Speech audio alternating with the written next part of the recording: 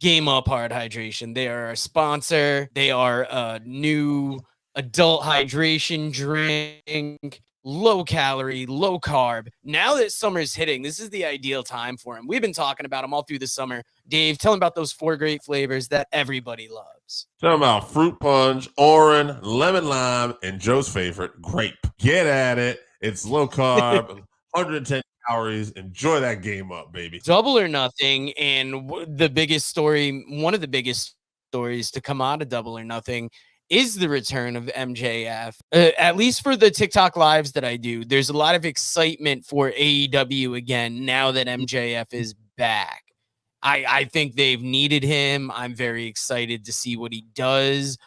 How are you feeling about the return, and what do you think we can expect from his return? He's the biggest thing going right now for that company. No matter what, no matter you got your Will Ospreay, you got your Okada, all great wrestlers, all killing it right now. But there's something about the way MJF portrays himself, everything he does, it just ends up having the biggest buzz. He knows how to push that envelope, step over that line without necessarily getting himself in trouble, but getting people talking. I did get a kick out of the Triple H denim style jacket that I thought immediately when he came out. I'm like, oh, that's 2001 Triple H right there. And I think one of our friends who was hanging out was telling one of the chats he's involved. Somebody said, well, look, it's a beautiful day. Just a throwback to that U2 song that Triple H came out to a million different times. But yeah, good to see MJF back. And it's wild to see the tattoo on his leg, because so much of the talk has been, when is MJF going to go to WWE? MJF, up until this point, hyped that he was going to be going to WWE, that there was going to be a competition for him to go there. And now it seems like he has solidified himself as AEW's guy, which, I mean, AEW really needed. I don't know. What do you make of that? Do you think there was ever any doubt that he was going to leave? Or was it just something that was played up to get people talking? I think it was played up to get people talking. I think he was definitely planning on staying at the time, given the landscape. And I think now that the landscape has changed, even if he was considering it, I think he's betting on himself right now in AEW. Does this mean he'll never go to WWE? Never say never. And by the way, does this mean Cody Rhodes is never going back to AEW? Never say never. I think we're in a different time period in pro wrestling where you may see people come and go and switch different brands. And man, I think one day, whether it's an AEW or WWE, is there going to be a bigger world title match than MJF and Cody Rhodes? When those two get together in the same promotion. That would be wild to see. Now, talking about the pay-per-view, what were some of the standout matches for you? I made it up until the last 4 matches.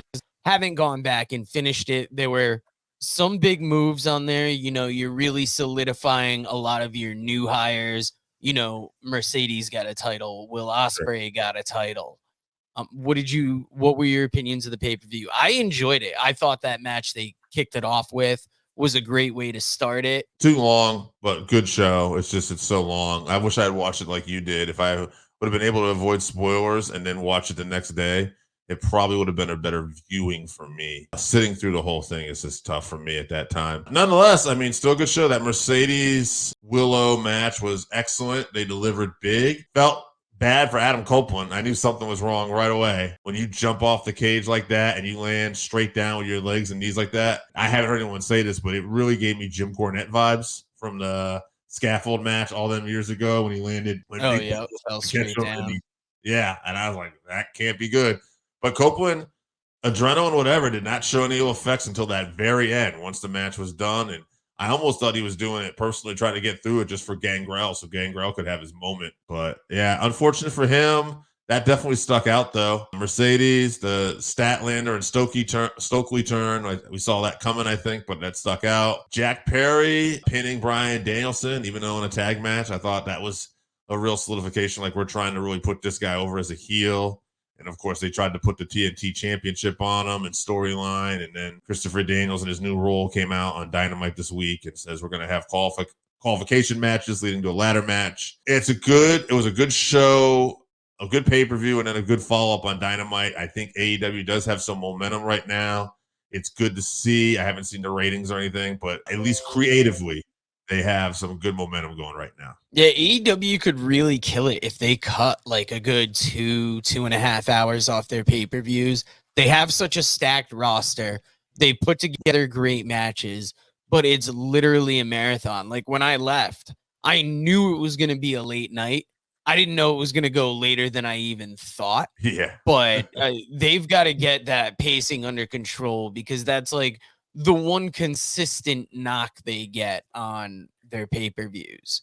And we're leading up to Forbidden Door, which is their pay-per-view in conjunction with New Japan. It looks like I missed Dynamite this week, but it looks like we're setting up for Ospreay and Strickland. Yep, Ospreay, Strickland. Also, there was a young lady, I'm blanking out her name, but she wrestles in New Japan, and she is the CMLL Women's Champion.